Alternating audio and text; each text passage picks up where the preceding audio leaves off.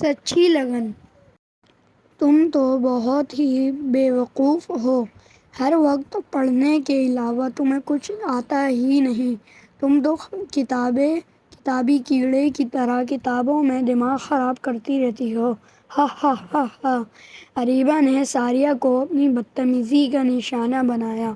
ساریہ class کی سنجیدہ ترین اور اول نمبر پر آنے والی طالبہ تھی، جو فالتو وقت برباد کرنے کے بجائے اسے پڑھنے میں صرف کرتی۔ کیمسٹری کا پیپر تھا۔ سر اشتیاق زور و شور سے ایٹم پر لیکچر دے رہے تھے۔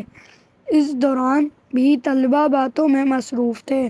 ماریہ اور آمنہ ایک دوسرے کی کتابوں پر سائنسدانوں کی داڑھی اور مونچھیں بنانے میں مصروف تھیں۔ حلیمہ اور سلیمہ لیکچر سننے کے بجائے قائد اعظم کے 14 نکات بڑبڑا رہی تھیں۔ الینا کا دھیان کھانے کی طرف تھا۔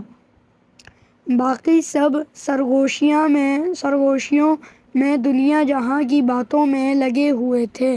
اس بدتمیزی کے دوران پیریڈ کی گھنٹی بجی۔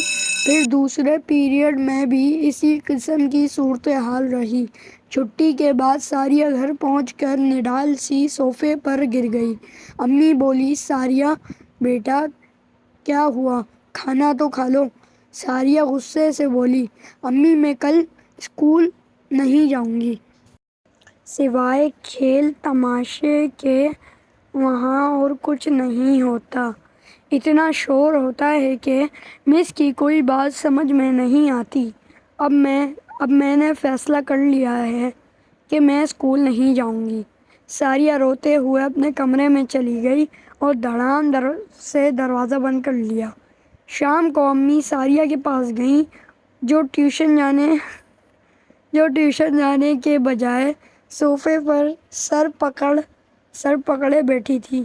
امی نے سمجھاتے ہوئے کہا، دوسروں کی حرکتوں اور لاپرواہیوں کی وجہ سے تم خود اپنا نقصان کر لو گی۔ اگر اور لوگ جہالت کے اندھیرے میں ڈوب رہے ہیں تو کیا تم علم کی روشنی کی طرف نہیں بلاؤ گی ساریہ؟ بات ساریہ کی سمجھ میں آ گئی۔ ساریہ نے عہد کیا کہ وہ نہ خود علم سے پیچھے ہٹے گی بلکہ دوسروں کو بھی جذبہ دلائے گی۔ اس نے اگلے دن سے ہی علم پھیلاؤ مہم کا آغاز کر دیا اور کچھ دن بعد ہی اس کا بہت اچھا نتیجہ سب کے سامنے آیا۔ ساریہ کی جماعت کے طالب علموں کا سالانہ امتحان میں اچھی کارکردگی کا مظاہرہ ایک روشن ستارے کی طرح چمک رہا تھا۔